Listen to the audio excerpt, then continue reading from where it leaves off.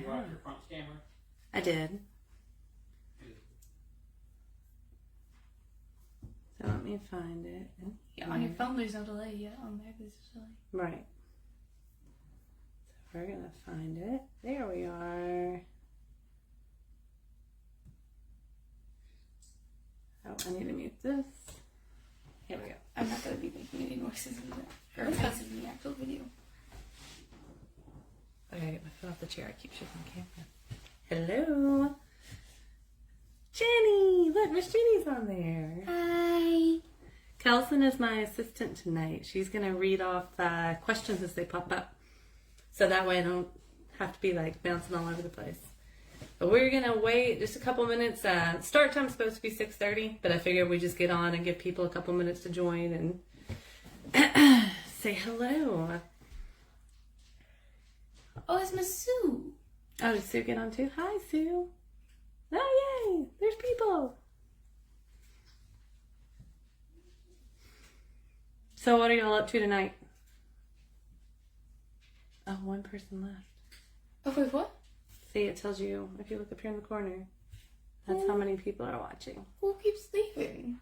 I don't know. But we're going to wait. We've got, I'm going to give everybody a couple more minutes to join, and then we will get started. And I have lots of cool metallic stuff to show you. And Kelson's very excited. Yeah. This is a class for me, too, because I don't really know much about cookies. Why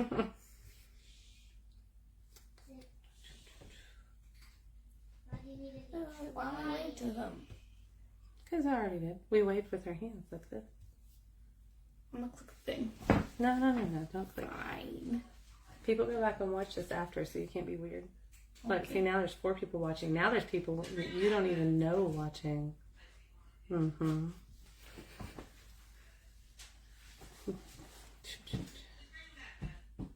All right, let's give everybody one more minute. I promise it's going to get really interesting in just a minute. All right, so of those of you watching who uses metallics a lot, or who has them and has never used them before, anyone?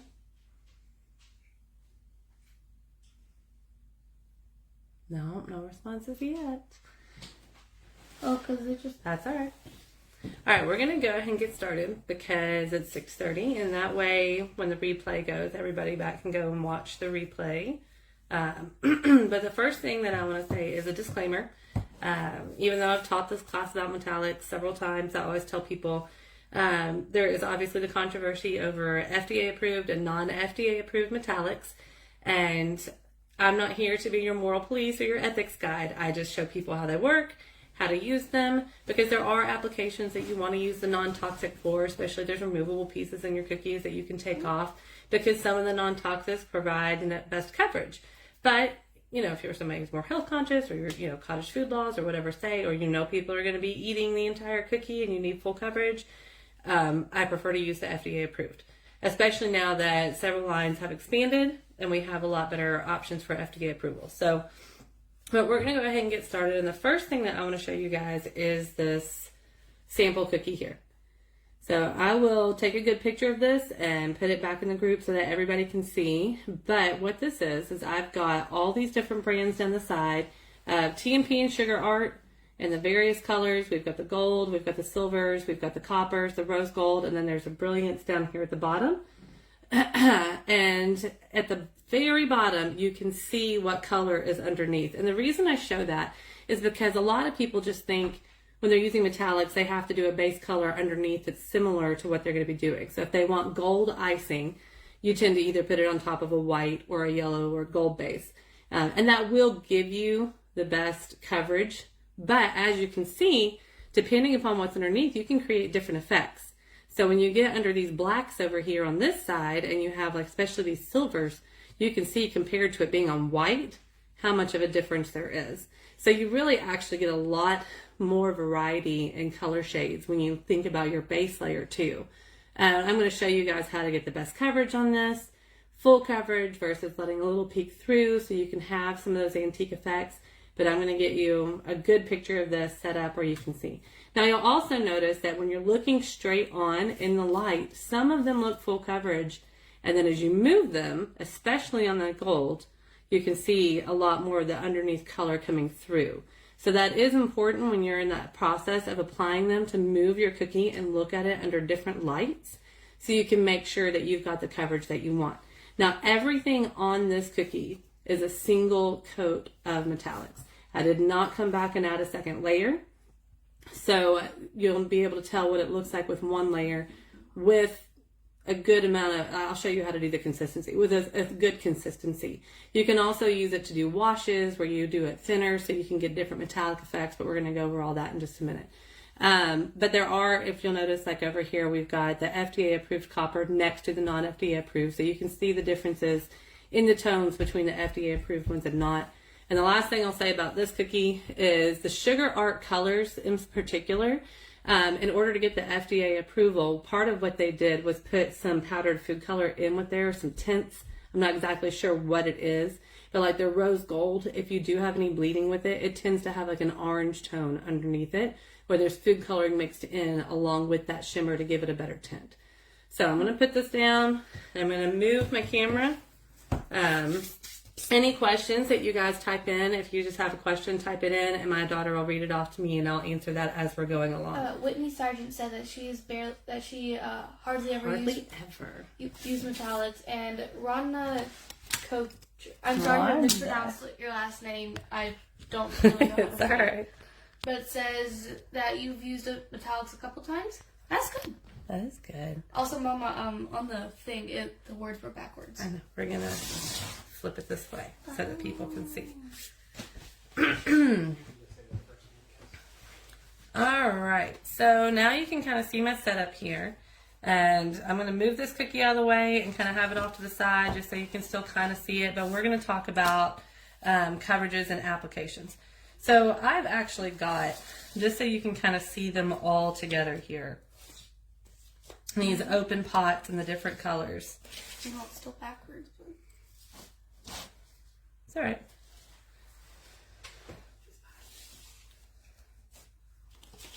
Okay, so here, this is my personal collection.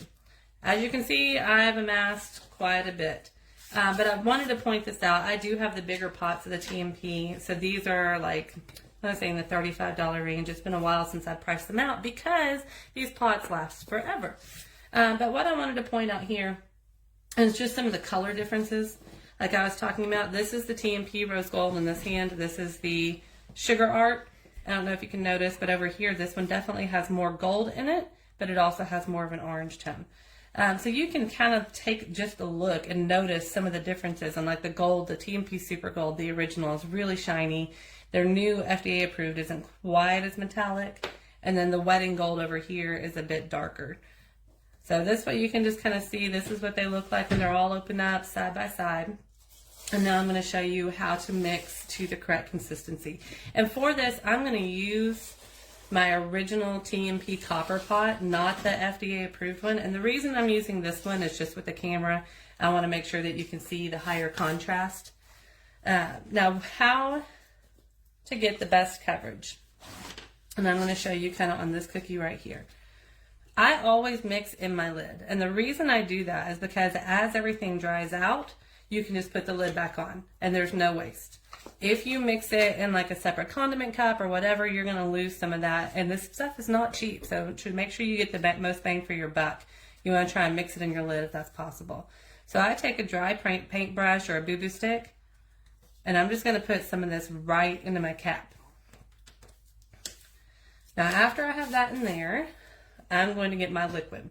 Now I'm going to talk about this a second before I add it. And the reason is because it does make a difference what liquid you mix in here. Some people are okay with doing just water. I find that with my recipe, water dissolves the surface of my icing and makes it pitted, and it doesn't evaporate very quickly. Some people use lemon juice, and that's a good alternative as well.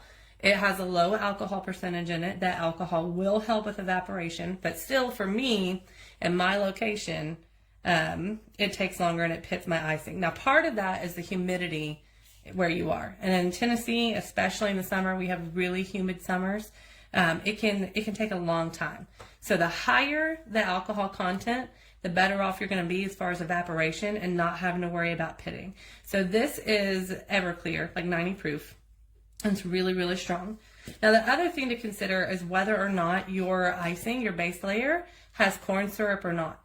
And the reason I point that out is because if you don't have corn syrup in it, your icing tends to be a little more, it absorbs more easily. Whereas this icing over here, this gold in particular, has a corn syrup mixed in, it tends to sit on top of the layers easier.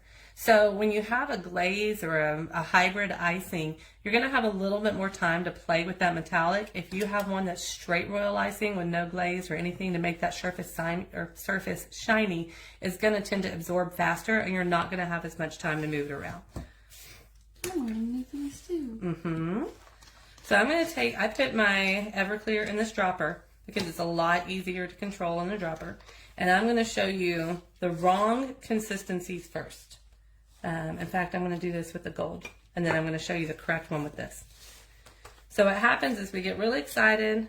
We get our gold or whatever color into our lid, and then we're going to get our dropper, and we add just a couple of drops. And immediately you start to see this nice molten look where it looks like lava, like molten metal moving around. So you'll take your paintbrush and you start to mix it up. And you think, oh my goodness, the bottom of this lid, it's so covered, that must be great. But when you go to brush it on your cookie, what you'll find is it's real dry, and it doesn't always give the best coverage, and it's real streaky. I don't know if you can kind of see, but there's some streakiness along here. So then we kind of overcompensate. Then people get a little braver, and they're like, okay, we must need more liquid. And they add a lot because it still looks shiny and pretty. But what happens when you get it too thinned out is your coverage gets real loose and you can see through it more. So what you can do at this point is you can leave this here and all that alcohol will evaporate out and it'll get thicker again, or you can add more color into it, or, well, not or, but I'm going to show you what it should look like from the get-go so we don't have to worry about going through those stages. So what you're looking for the best coverage, see, this is still too dry, so I'm going to add just a little bit more. That's why I like these droppers. You can add just a drop or two at a time. You're looking for kind of this sludgy consistency. So it's almost kind of like a flood icing. Like it's got some movement to it, and it settles and it moves around, but it's also not like a real thick or a real thin liquid. You want it to be kind of syrupy or sludgy, and it does evaporate very quickly, so you'll find you may have to add alcohol as you go, but this is what you're looking for. And then as far as coverage goes, once you get it where you want it to be, you're just going to come in and start applying from one side to the other. Now this green is very dark compared to our copper, so it's going to show through, and then you can come back in a little bit and add a second layer. Now, one thing that people do a lot, I don't know, y'all probably seen all the cookies that have those beautiful, like, artistic metallic swipes. That seems to be really hard for people to achieve. They tend to just want to put the brush down and just kind of make a line, and that doesn't look nearly as artistic. So if you're going to go for a swipe on top of a cookie, you want to get a wider brush, and you're going to take it and you're going to push down and move quick. And what that's going to do is give you these uneven edges that looks like it was more intentional. And that way you can get, especially like wedding cookies or anything where you have like a monogram where you want to have that swipe in the background and then pipe in the middle of it. I'm going to go ahead and see, if you keep trying to mess with it, you're just going to make it streakier and streakier. So once you get your first layer on, you're going to set it aside, and we're going to come back to that in just a minute. Yeah. Is this, is like the squeegee too thing, is that also your account? Yeah, that's me. Don't worry about it. So I can reply in the comments to them? No, you can. Don't worry about it. Just let me know what they say, and I'll talk to them. I appreciate your help. Okay. All right, so now we're going to talk about splatter effects, because I do get a lot of questions about these. I'm going to put a little bit of a paper towel down here just to protect my surface, but it's going to go everywhere, let's be honest. So there's a couple different ways that you can do this.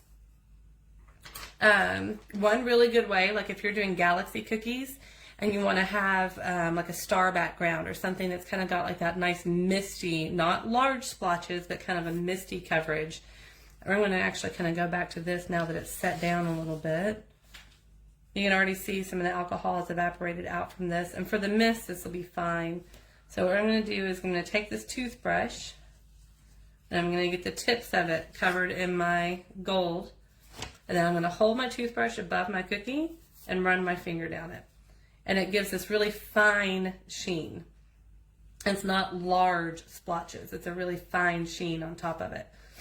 So if you wanted to do that, like in the background, like over a black cookie, and do like the copper or the gold or even some of the silver, and just get a nice fine mist behind it, it makes it really nice. Or if you want large splotches, I'm going to show you on this naked cookie that I have here, and you want it to be more of like an artistic directional splatter, you're going to use a wide flat brush like this one right here. So what you'll do is you'll just get it on the end of your brush, take a little bit of the excess off. You're going to find your cookie, and you're going to hold this at like a 45-degree angle, and you're going to launch towards it, and you're going to hit your finger. So I'm going to go ahead, just because that alcohol does evaporate very quickly. That's why it's already dry on your finger. And you're going to go like this. And what that does is it creates very intentional, like directional splatters. So this does not cover the whole cookie. This is only on part of it. And I try to tell people to think of it like if you see blood spatter cookies or things like that, where you have a direction where you're launching your color. You want to line it up and then hit your finger and launch it that way. It looks like the gold foil that people put in resin. Yeah, it's pretty cool. Now, one thing I see happen a lot when I teach this class, especially when you have, a classroom of 15 to 20 people, a lot of people will do this, and the gold will hit like over here, like beside their cookie, or it might hit over here, and they'll keep doing it, and it will go everywhere but the cookie. People try to overcompensate, and then they're just making up a huge gold mess. If you find that when you do this and your gold is over here like 3 times in a row, just pick up your cookie, move it to that spot, and do the same thing again instead of trying to adjust your aim. It's a lot easier and a lot less messy, and it keeps everything consolidated in one area. All right, so I'm going to move away from that. I have 2 more techniques that I want to show you guys. And nobody's asked any questions yet. So if you need any questions at all answered, just type them in, and I'll be happy to tell you what I know. So this is probably the thing that most people struggle with, is painting on top of piping or lettering. And you'll notice I'm going to get gold all over my hands. So this is really difficult for a lot of people. And part of the reason is because people feel really obligated to get the entire line or bead of icing here covered in gold. So what you really, and this is just my personal opinion, is that we don't need to overthink it. Because if you've got your metallic to the right consistency here, this is really pretty. So I've got my consistency. This has evaporated out. See how that's nice and sludgy now? It's still got a little bit of movement, but this is a great consistency for writing on icing. If it was thinner than this, when we went to go and paint it, it would bead off and run down onto our cookie and make a big liquid mess. But we've got it to our sludgy consistency, and I've got a nice pointed paintbrush that's soft, and this takes a very light touch. You're just going to very gently touch the top only of those lines, okay? Hey, Christy, I'm so glad you could join us. Okay, so we're going to paint right over the top. I'm not going to do this whole snowflake yet. I just want to show you guys a couple of things here. So if you've got it at the correct sludge, I'm going to keep saying it because that makes everybody remember it's sludge consistency, you should be able to just gently hit the top part of that line. Now you'll notice if I pick up this cookie and I turn it sideways, yes, you can still see some of that beiginess on the side. But the reason I tell people not to worry about that is twofold. One, none of your customers are picking up, rotating your cookie 90 degrees and saying, well, there's a little bit of beige right there instead of gold. I have yet to hear of it happening or see it happening in my 2.5 years of teaching metallics classes. 2, because if you really, really try to come down on the side of that line, and I promise I'm not over-exaggerating, I'm literally just trying to get the side of that line, I paint on my white part. And I don't know if y'all can see the difference right there. But when we're cookie artists and we care about the details, this, even though we don't have the sides, this looks much cleaner than looking like you missed and you hit the surface of your cookie. So you're causing undue stress to yourself by trying to come in and really get in on all that. Now, if you have giant puffy letters, I know some people has that beautiful writing where it has those wide downstrokes that curve over. By all means, on those, try and get your coverage the best you can. But anywhere where it's like this, where it's thin, just hit the top of it. And it's more than enough to get the effect that you want. It's not going to make any difference on the cookie. Especially if you have something like a black, like a more dramatic background, and you hit a black with a metallic, it's going to show up. It's going to be really obvious.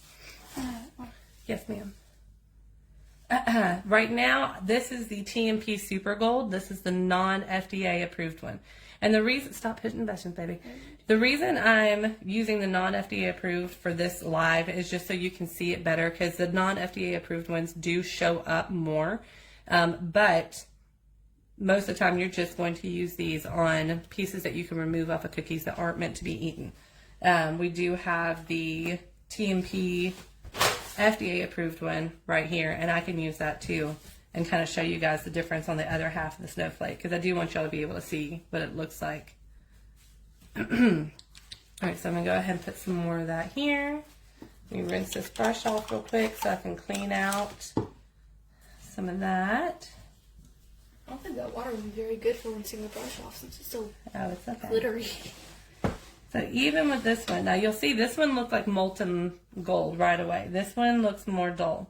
That doesn't mean that it's not going to look good on your cookie. And you're still looking for kind of that sludgy movement and consistency.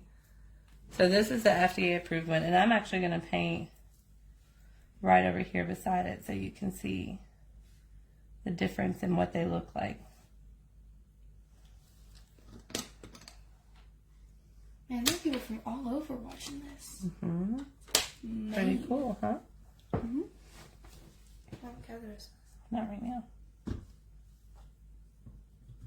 All right, so now that we've got them side by side, you can see what I mean as far as the difference in the shininess of the non-FDA versus the FDA approved one. And they're both great. They both have their place. That's the reason I want to show both of them. The other thing I want to show you is what it looks like when it's too thick or too thin when you're trying to work on it, because I know it's different once you get it in your own hands. And you may think it looks like sludge and then start to work on your cookie and then it may be all off. So I'm going to add a little bit too much liquid here so you can see what happens. When we get something that's too liquidy and we try to paint, it tends to run and like drip down and it's not as clean. Like even trying to be as light-handed as I can, you can still see it getting on the background of that cookie there. All right, so does anybody have any other questions about, or well, nobody's really asked that many questions, but any questions you guys have about this, I'll come back to it. But I'm going to show you, oh wait, I want to show you what it looks like when it's too thick. This is definitely too thick and too dry now.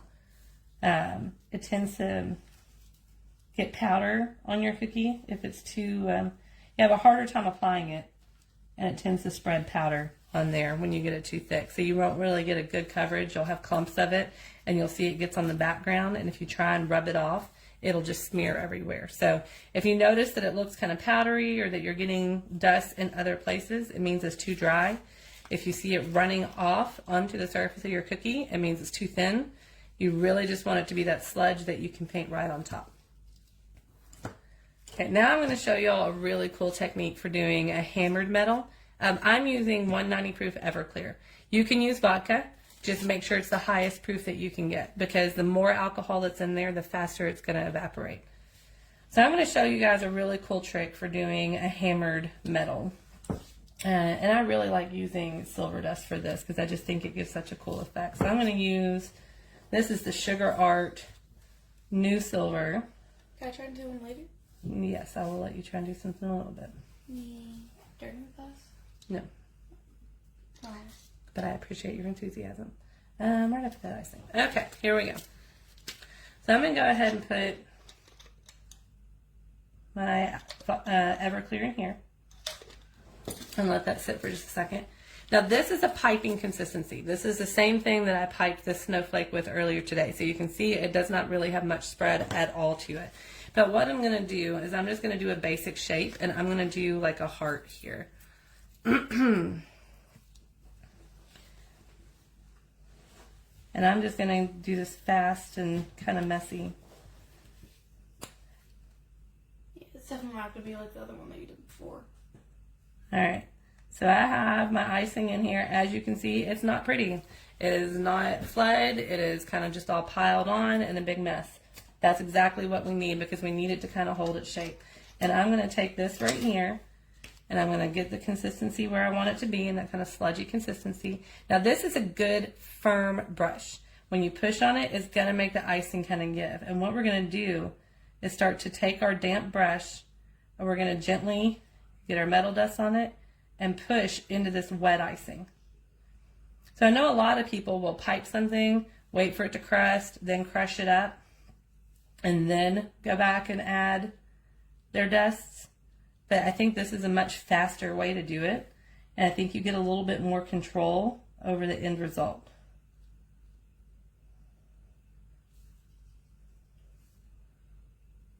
And you're just going to keep, every time your brush starts to seem like it's going to stick to that icing a little bit, you just want to get a little bit more of your metal dust on there, a little bit more of that liquid, and you're just going to gently push it into shape. And I really like doing silvers. This is great for like foil wrappers or like champagne bottle lids or like, all right, she's like my hype girl. You know, ship anchors, anything like that where you have this kind of silver effect.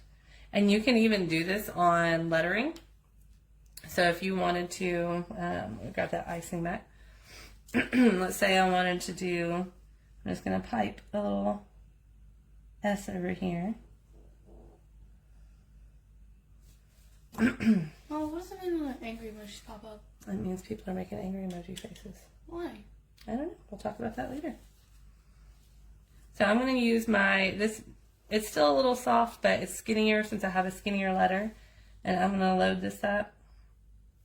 And I'm going to use the skinny brush and I'm going to gently push into my lettering. So you can even do like a hammered letter with this.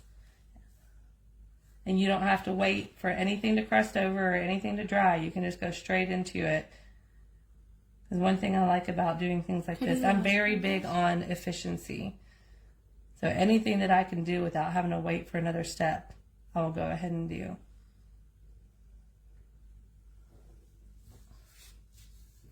And then if you want to see, so I have that kind of brown taupey color under there, so that makes this kind of a dullish gray silver.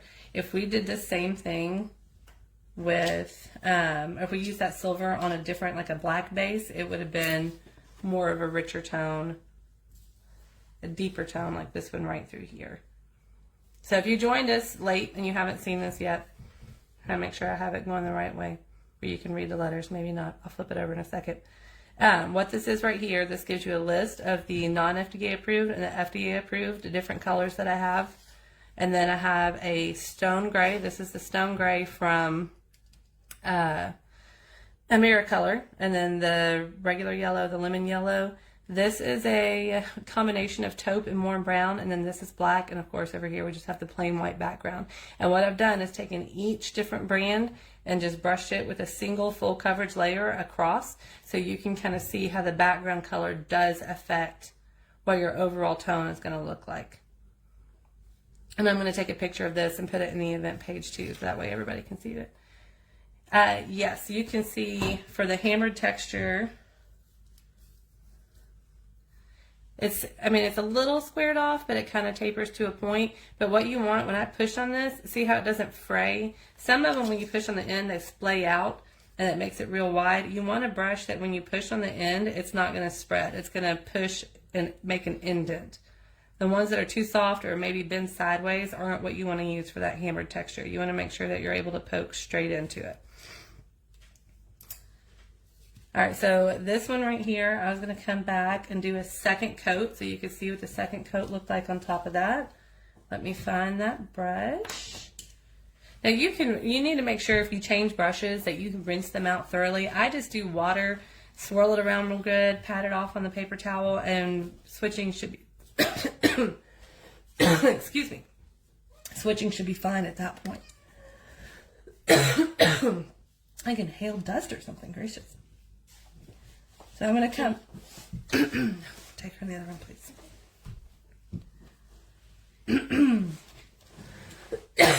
Excuse me. So I'm going to come back over to this one, and I added a couple drops here to get it back to that sludge consistency.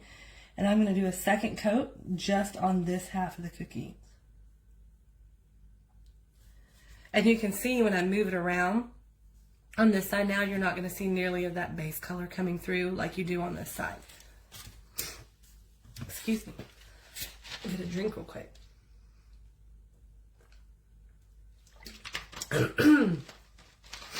There we go. That's better. Okay, well that's really the main things that I have to show you guys. I wanted to show the different splatter effects, getting the fine coverage versus getting the directional splatter, being able to do your consistency right to get your painting on top of your piping and your lettering, and then how to do that fast hammered effect. And then of course, like I said, I'm going to take a good picture of this right here so that everybody can see all the different brands that I have. And of course there's more out there. This collection has started over the course of a few years, and since then there has been the Sweet Sticks Edible Paint Palette. I do get a lot of questions about that. That's one of the water activated ones, and it does a really good job. One thing I did want to discuss very briefly was just, I mentioned the humidity in Tennessee. The reason that can make a difference, the moisture that hangs around in the air, it's going to take longer for everything to dry, for those of you who missed me talking about that earlier. If you have a really humid house, anytime that you use any liquid on top of your cookie, it's going to take longer for everything to evaporate out and dry. That's why having the higher proof alcohol is important. So it is going to matter where you live, what your weather's like. All those things do affect your cookies when it comes to painting on top.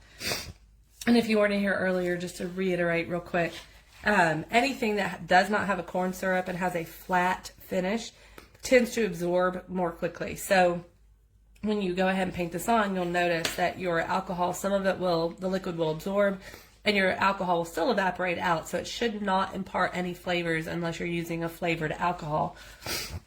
But you'll notice that over here, you're not going to have as much time to work with anything. Once you put it on, that's pretty much where it's going to be. If you have a glaze or anything that has like a hybrid with corn syrup in it, it's not going to absorb into the icing as much.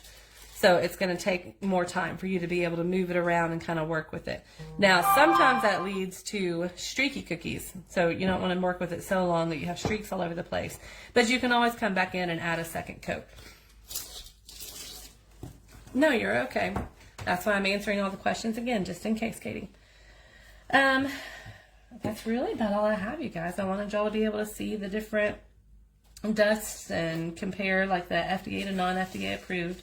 I did cover this earlier for people who just joined. I just let everybody know, like, I'm not the Ethics and Morality Committee. There are purposes for using TMP in certain areas, like the non-toxic dust. You can use them on anything that's removable, accent pieces. You just need to make sure that you're informing your customer of what they're consuming, like always, or make sure that you have it labeled per your cottage food laws and all those things. And then the FDA approved dust, they tend not to be quite as vibrant, but they're FDA approved and you don't have to worry about what people are consuming, and your customers will appreciate that. So always make sure that you're communicating with your customer, that you're checking your cottage food laws, that you're making sure everything is on your labels and not overdoing it.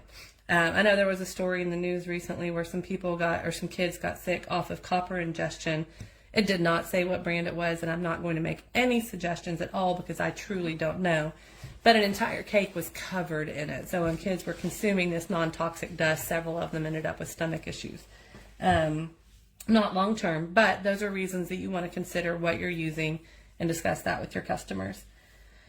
And then if there's any other specific questions, just feel free to message me anytime. You know, you can go on Sugar Cookie Marketing. You can find my name and shoot me a question, or go in the event chat and type anything in there, and I'll keep up with it and respond. You can always message me on my business page. But yeah, I hope you guys learned a lot. I know this was pretty quick, but we covered everything that we needed to do. So I hope you guys have a good evening. Thanks for joining us. And I will talk to y'all later. Bye.